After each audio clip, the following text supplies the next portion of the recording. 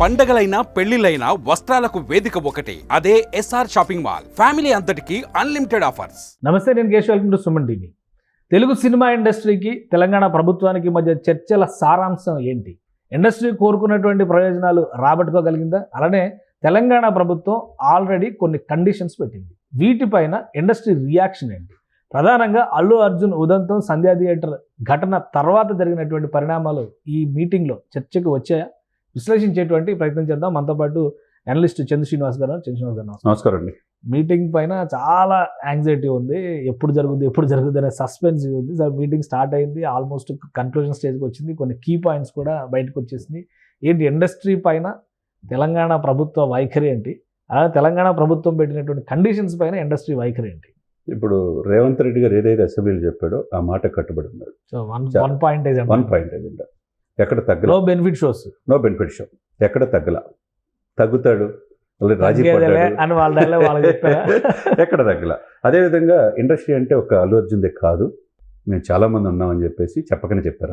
అందరూ చెప్పారు. చూశారు రాఘవేంద్రరావు గారు చెప్పిన మాటలు ఇంటే కనుక కేశవ్ గారు, మేము అంటే దశాబ్దాల నుంచి ఉన్నాడు రాఘవేంద్రరావు బిఏ, మంచి సినిమాలు తీశాడు, చాలా నాగార్జున గారిని పెట్టి తీశారు అని చాలా వండర్ఫుల్ హిట్లు ఉన్నాయి మురళీమోహన్ గారి దగ్గర నుంచి. అవును, ఆయన అన్న మాటలు చూస్తే కనుక ఇండస్ట్రీని, తెలుగు పరిశ్రమని ఇక్కడ ప్రభుత్వం వేరు కాదు, మేమంతా ఒకటే. కాబట్టి మీరు చాలా రాయితీలు ఇస్తున్నారు, మీరు రాయితీలు ఇవ్వబట్టి మేము కూడా బాగుంటున్నాం. కాబట్టి వరల్డ్ క్యాపిటల్గా ఇండస్ట్రీగా హైదరాబాద్ విరాజిల్లాలంటే ప్రభుత్వం కూడా సపోర్ట్ కావాలని చెప్పి చాలా చక్కగా మాట్లాడు. అదేవిధంగా శ్యాంప్రసాద్ రెడ్డి లాంటి వాళ్ళు తెలుసు కదండి, మాకు మల్లెమాల ప్రొడక్షన్స్ చాలా కీలకమైన సీరియల్. నేను చిన్నప్పటి నుంచి ఇండస్ట్రీ చూస్తున్నాను. ఈ చిన్న చిన్న సంఘటనలు అనేది మనం మర్చిపోదాం, ఇండస్ట్రీని బాగు కోసం ముందుకెళ్దాం అన్నారు. అంటే ఏంటి, ఇక్కడ ఓవరాల్గా నిర్మాతలు కావచ్చు, దర్శకులు కావచ్చు, హీరోలు కావచ్చు, నాగార్జున గారు ఎన్కన్వెన్షన్ కొట్టినంత మాత్రాన వాళ్ళిద్దరి మధ్య గ్యాప్ వచ్చింది చాలా రకాలని చెప్పి అనుకున్నారు కదా. ఇప్పుడు ఆయనే సెలవు కప్పి నమస్కారం పెట్టి ఇరువురు నమస్కారాన్ని ప్రతి నమస్కారం సంస్కారం అన్నట్టుగా వివరించారు. కాబట్టి వెంకటేష్ గారు కూడా సత్కరించారు. మొత్తం మెగా ఫ్యామిలీ నుంచి సాయి ధర్మతేజ్, తర్వాత వరుణ్ బాబు వెళ్ళారు. ఇక్కడ ఏంటి, మురళీమోహన్ లాంటి పెద్దల కంటే ఇలా ఏం గొప్ప వాళ్ళం కాదు. ఇండస్ట్రీ మొదటి నుంచి తీసుకొచ్చింది ఎవరు, తరతరాల నుంచి వచ్చిన వాళ్ళు చూసుకుంటే ఆయన కూడా చెప్పాడు వరల్డ్ క్యాపిటల్గా ఇండస్ట్రీగా ఇక్కడ హైదరాబాద్ సినిమాకి హైదరాబాద్ క్యాపిటల్ కావాలి అని చెప్పన్నాడు. ఇంతమంది చెప్పారంటే ఒక్క అల్లు అర్జునే ఇక్కడ ఏమో అతిథినేం కాదు, సినిమా ఇండస్ట్రీ అని వీళ్ళందరి తర్వాతే అనేది అర్థమైపోయింది ఇక్కడ. కానీ అల్లు అర్జున్ చేసిన తప్పిదం ప్రభావం ఇప్పుడు మొత్తం ఇండస్ట్రీ మీద పడింది. ప్రాబ్లం అది. అదేవిధంగా ఇండస్ట్రీ అంటే నాకేం కోపం లేదని చెప్పేసి చెప్పకనే చెప్పాడు. ఏదైతే ఏంటంటే ముందు ప్రజల యొక్క ప్రాణమాలు మనకు ముఖ్యం అన్నారు. బౌన్సర్లు మీ లిమిట్లో మీరు అన్నారు. తర్వాత సెలబ్రిటీలు మీ రక్షణ మీరే కల్పించుకోవాలి. మీ రక్షణతో పాటు ప్రజల రక్షణ బాధ్యత మీదే. కాబట్టి బెనిఫిట్ షోలు మొత్తం కూడా ఇక్కడ చూసింది ఏంటంటే సురేష్ ప్రొడక్షన్స్, రామానాయుడు ప్రొడక్షన్స్, వీళ్ళందరూ కూడా చూసుకుంటే దిల్ రాజు, వీళ్ళందరూ కూడా ప్రముఖ సంస్థలు. అంటే ఒకటి కాదు, 50 ఏళ్ళు 60 ఏళ్ళ నుంచి సినిమాలు తీస్తున్న వాళ్ళు ఉన్నారు. ఇప్పుడు 22 సంవత్సరాల నుంచి ఎదిగిన అల్లు అర్జున్ 50 సంవత్సరాలు తీసిన వాళ్ళు ఉండరు అక్కడ, వాళ్ళకంటే గొప్ప కాదు. ఇక్కడ చిన్న సబ్జెక్టు. దీన్ని ఏంటంటే ఒక అల్లు అర్జున్ ముడిపెట్టి ఇండస్ట్రీ మొత్తం మునిగిపోవాలని ఎవరు కోరుకోరు. కొంతమంది ఇదే ఆసరాగా తీసుకుని యూనివర్సిటీలో ప్రొఫెసర్లు అని చెప్పుకున్న కొంతమంది మేధావులు ఆంధ్ర వాళ్ళు మొత్తం వెళ్ళిపోవాలి, చదువుకోవాలంటున్నారు. అది రేవంత్ రెడ్డి గారు ఇప్పుడు ఏమన్నారు అని చాలా డిగ్నిఫైడ్గా వివరించారు. ఆంధ్ర వాళ్ళనే కాదు, అంతా కుటుంబం లాగా ఉండాలి, అందరూ కూడా కలిసి వెళ్ళాలన్నాడు. వాట్ ఎవర్ యూ వాంట్ ప్రభుత్వం తరఫున ఫిలిం డెవలప్మెంట్ కార్పొరేషన్ బాధ్యత మీ నిర్మాత తీసుకుంటారన్నారు. ఒక రకంగా అది ఆయన చేసినందుకు రాఘవేంద్రరావు గారు, సురేష్ ప్రొడక్షన్స్, తర్వాత అక్కినేని నాగార్జున, వెంకటేష్ అందరూ కూడా అభినందించారు ప్రభుత్వానికి. మా యొక్క ఫ్యామిలీ నుంచి, మా ఫెటర్నిటీ నుంచే తీసుకుని ఆయన్ని అందరి మాటని అందరూ సమాన గౌరవం ఇచ్చేటువంటి వ్యక్తి దిల్ రాజు గారు. అంతే, దిల్ రాజు హీరోలు, హీరోయిన్లు, అలానే నటీనటులు, ఇండస్ట్రీలో ఉన్న టెక్నీషియన్స్, డిఫరెంట్ వింగ్స్ అందరూ కూడా దిల్ రాజు గారికి ఆ ప్రయారిటీ అయితే ఇస్తారు. ఆయనకి తెలుసు అండి, ఎక్కడ మంచి సినిమాలు తీసే నిర్మాతగా ఆయన పేరున్న తెలంగాణ సమాజంలో ఆయనకి తెలుసు. అటు ఆంధ్ర, 2 రాష్ట్రాల్లో కూడా మంచి రిలేషన్స్ ఉన్నాడు. థియేటర్ల మీద పూర్తి పట్టున్నాడు. థియేటర్ల మీద డిస్ట్రిబ్యూషన్ మీద పట్టున్న వాళ్ళే ఇప్పుడు సినిమాలు రన్ చేయగలిగింది. నైజాం కావచ్చు, సీడెడ్ కావచ్చు, ఆంధ్ర కావచ్చు. ఇప్పుడు ఎవరో సురేష్ ప్రొడక్షన్స్ ఆయన, తర్వాత వీళ్ళే కదా దిల్ రాజు కీలకం కదా, తర్వాత అల్లు అరవింద్ గారు అంటారు. కాబట్టి ఇక్కడ థియేటర్లు అంతా వీళ్ళ చేతిలో ఉంటాయి.